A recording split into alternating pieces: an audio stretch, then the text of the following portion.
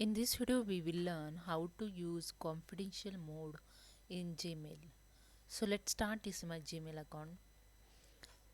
I just compose here one mail.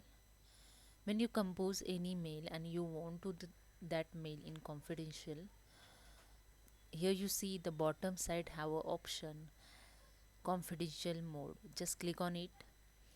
Here the recipients will not have the option to forward, copy, print or download this email.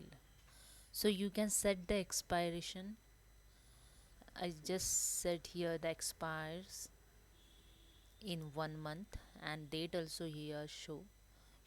Require passcode.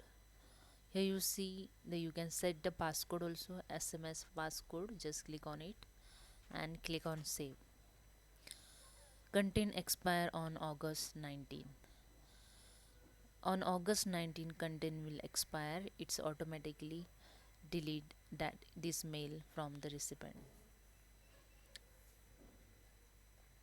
This is a way you can use the confidential mode in Gmail account. Hope you understand. If you like this video, please subscribe my channel. Thank you so much.